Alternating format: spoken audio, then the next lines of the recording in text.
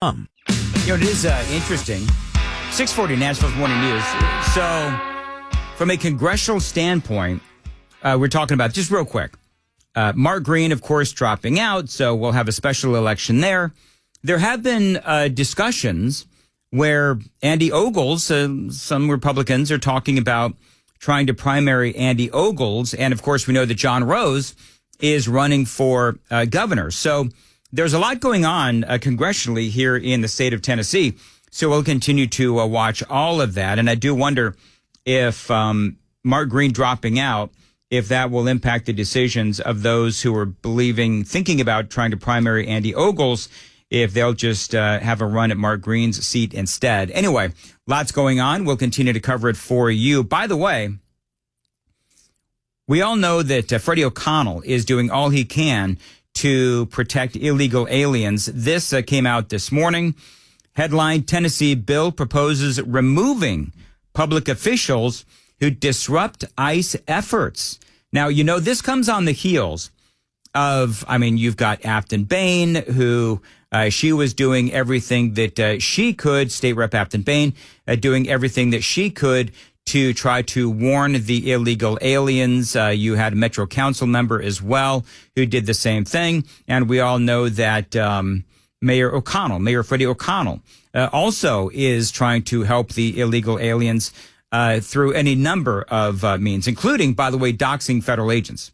So now the Republican lawmakers in Tennessee, this is from WKRN, Republican lawmakers in Tennessee filed a bill Monday that would make releasing certain records regarding immigration enforcement actions a crime. The filing of Senate Bill 1464 comes after Nashville Mayor Freddie O'Connell enacted Executive Order 30, which requires the Metro Nashville Police Department and Metro Council members to document and publish interactions with federal immigration authorities. And of course, and I said on day one that Mayor Freddie O'Connell, with this executive order, could not be trusted with that information. And then it turned out, of course, with the doxing story, that I was proven to be right. In May, a city document, as the story goes on, a city document detailing 35 immigration-related interactions between Metro Police and federal agencies was released. The report initially named individuals, including a Metro Council member, an immigration and customs enforcement analyst, and Homeland Security officers. However, the names were later removed from the public version of the report after, and I will add this, after many screenshots were taken, and they're all over the place.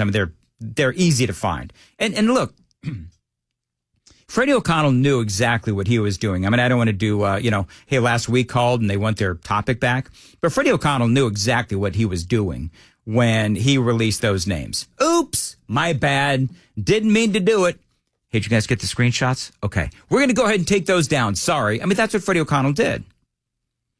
Tennessee House Speaker Cameron Sexton has since demanded that the mayor rescind the order, claiming it jeopardizes state and federal agents. However, Mayor O'Connell stated that he has no plans to rescind the order, adding that it helps make sure that nobody can accuse local, state, or federal entities of activity that did or did not occur.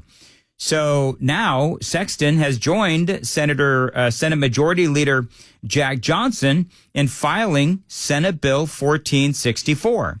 I love this. So now you have Cameron Sexton, who is, of course, Majority Leader there in the House, and you have Jack Johnson, Majority Leader in the Senate, apparently joining forces to file this Senate bill. I love this. Mayor O'Connell's decision to release sensitive information undermines the rule of law, violates public trust, and jeopardizes the safety of those who protect our communities. This bill makes it clear. If you use your office to interfere with federal immigration enforcement or endanger officers, there will be swift and serious consequences.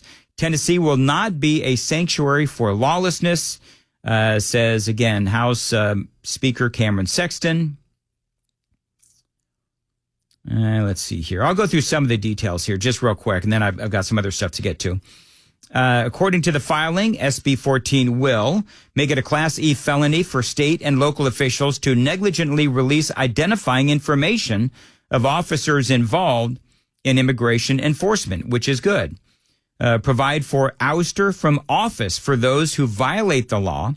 Expand the confidentiality protections under the Tennessee Public Records Act to cover undercover officers in sensitive enforcement activity. And finally, strengthen existing penalties in state law for unauthorized disclosures of protected law enforcement information. So I like this. I like what Senator Johnson and Speaker Sexton are doing. And hopefully this passes very quickly. And I hope that the Democrats in not only the state legislature, but also in the mayor's office and also in the city council. I think that I believe and I hope that they all pay attention. It is 6:45. Time to check the roads on WTN. Spring Hill 65 northbound, an accident at Saturn Parkway. Burns 40 eastbound before 840. We've got an accident at least from Centerville Dixon and Laverne. Old Hickory Boulevard, there's an accident at 24. Some dense fog this morning. Use caution as you're heading out. I'm Christy O'Brien. At 6:46, as far as your weather goes today, a high of 85 and partly cloudy. Appreciate you listening to Nashville's Morning News on Super Talk 99.7 WTN. All right, so news from last night out of Los Angeles. I know that everybody wants to know what's going on. Well, according to the Daily Mail, this is the headline. I'm just going to encapsulate it for you. LA fights back with immigration protesters zip-tied and loaded onto buses en masse as Marines head in. Now, we still had some violence last night because there are thousands of these people out there. But we do still have the National Guard out there. From my count, about 4,000. 700 Marines also trying to quell the violence. But again, we still have cars being torched. Law enforcement, they continue to be attacked as well.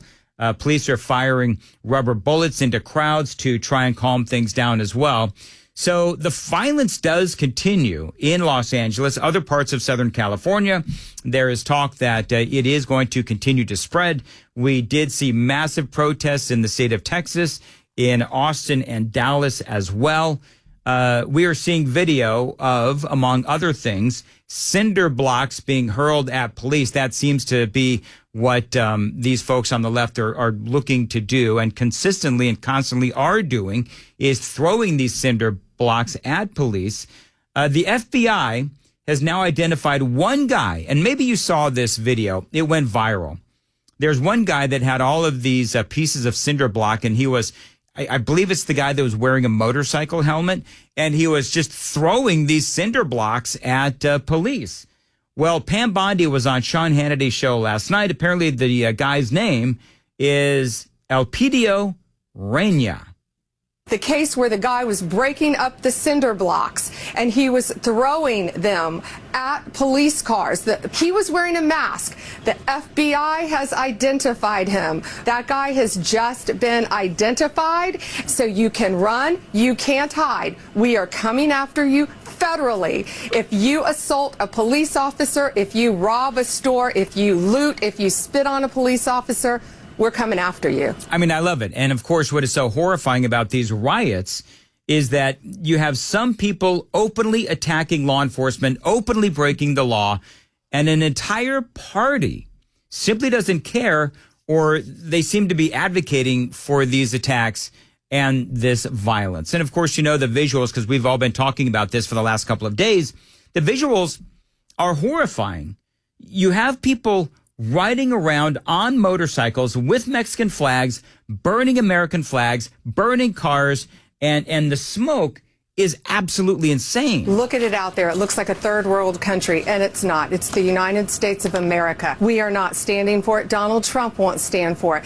And something else tonight, look at all those great men and women in the LAPD. We are going to protect them. If they will not protect them and prosecute people that abuse the LAPD in terms during a civil unrest under 18 U.S.C. 231, we can prosecute federally people who assault state law enforcement officers with a maximum of 5 years in prison, and we are going to do it. Yeah, this is Pam Bondi, of course, Attorney General, on the Sean Hannity show late last night.